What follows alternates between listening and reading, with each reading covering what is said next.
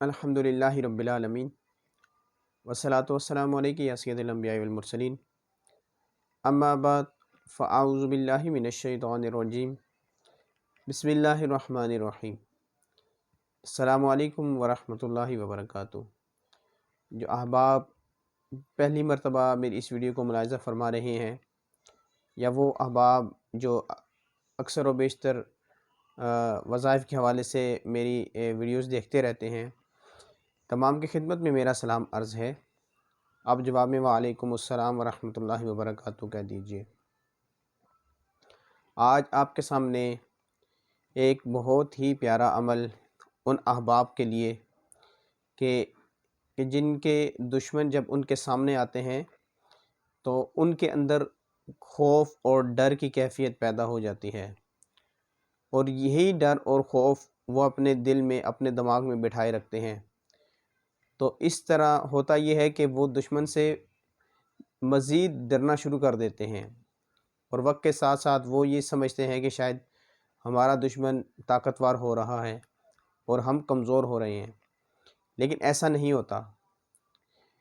اس کی اصل وجہ یہ ہے کہ جب ہم دشمن کو دیکھتے ہیں، دیکھ کر اپنے دل کے اوپر اپنے دماغ کے اوپر اس چیز کا اثر لیتے ہیں، تو اصل کمزوری ہمارے دل و دماغ کے اندر آ جاتی ہے۔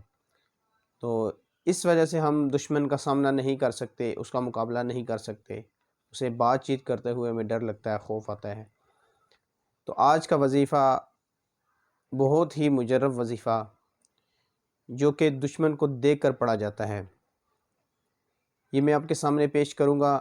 حضرت انس رضی اللہ تعالی عنہ آپ سے روایت ہے کہ انہوں نے فرمایا کہ ہم ایک غزوہ میں حضور نبی کریم صلی اللہ تعالی علیہ وآلہ وسلم کے ساتھ تھے۔ دشمن سے جنگ ہو رہی تھی، معرکہ ہو رہا تھا۔ میں نے حضور صلی اللہ علیہ وسلم کو سنا، آپ صلی اللہ تعالی علیہ وآلہ وسلم یوں عرض کر رہے تھے، جس کا ترجمہ کچھ یوں ہے: اے روز حشر کے مالک، میں تیری عبادت کرتا ہوں اور صرف تجھ ہی سے مدد طلب کرتا ہوں۔ تو ہم نے دشمنوں کو گرتے ہوئے دیکھا کہ ملائکہ انہیں آگے اور پیچھے سے مار رہے تھے۔ یہ بہت ہی پیارا عمل ہے کہ جس میں ملائکہ بھی مدد کے لیے آتے ہیں اور بندے کی مدد کرتے ہیں۔ تو آپ ضرور بضرور اس وظیفے کو کیجئے، اس وظیفے کو اپنی لائف میں شامل کیجئے، اور اگر کسی اور کو بھی اس وظیفے کی حاجت ہے، ضرورت ہے، تو آپ اس کو بھی یہ وظیفہ ضرور بضرور دے دیجئے۔ وظیفہ ہے: یا مالک یوم الدین ایاک اعبد و ایاک استعین۔ یہ وظیفہ آپ توجہ سے سن لیں۔ یا مالک یوم الدین ایاک اعبد و ایاک استعین۔